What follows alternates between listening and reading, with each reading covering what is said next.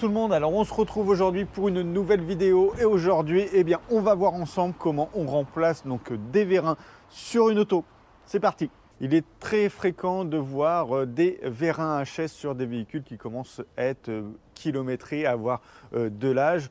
Néanmoins, c'est pas très grave, ça coûte pas très cher. On peut très facilement les remplacer. Donc c'est principalement des haillons arrière, des coffres de malle arrière ou on a également à l'avant les capots moteurs qui sont munis aussi de vérins.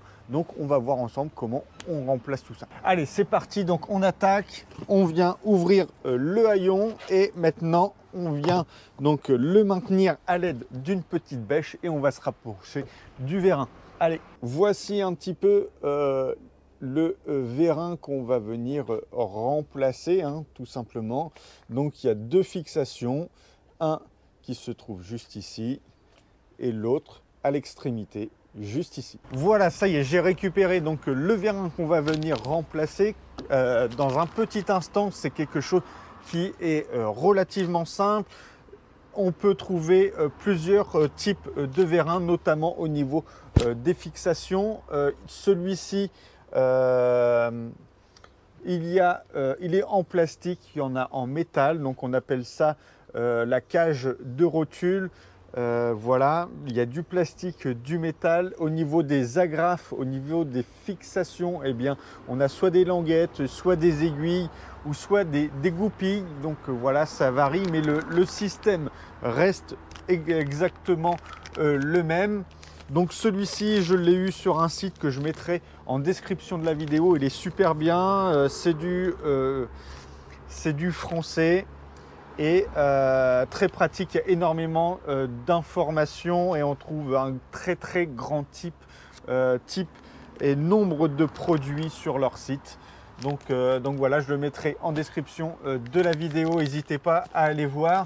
Et maintenant, eh bien, on va venir se rapprocher et on va venir extraire déjà l'ancien vérin. Allez, on se rapproche. Voilà, c'est parti. Donc on va venir retirer donc cette cage de rotule.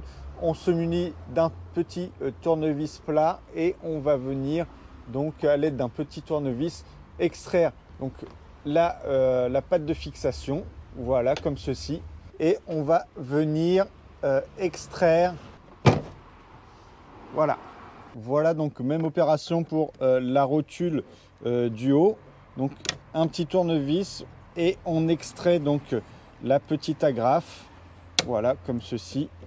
Alors on essaye, il y a un peu moins de place, voilà, on l'extrait et pareil, hop, voici, on l'a retiré tout simplement. On fait un quart de tour et la rotule, la bille s'en va très facilement de la rotule. Ça y est, on a retiré donc l'ancien vérin. Donc on peut voir un petit peu de plus près les agrafes, comment ça se présente. Voilà, donc on a la rotule.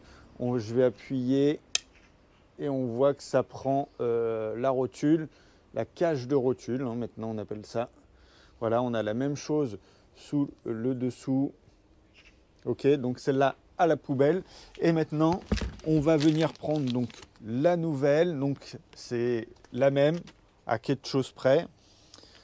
Donc on va venir replacer. Donc toujours même principe. On tire, on extrait avec le petit tournevis. On retire donc la goupille, la patte de fixation pour libérer donc la rotule. Voilà, donc là je vais positionner, hop, ça rentre tout seul. On vient appuyer, on vient réengager et voilà, donc là c'est fixé.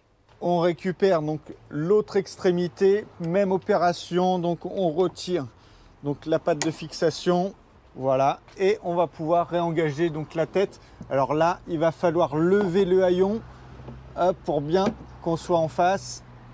Et on remet la petite agrafe et voilà, c'est fait.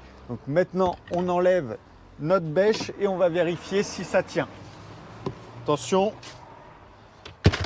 hop, ça tient, je ne me le prends pas sur la tête. On va venir tester. Voilà, on réouvre.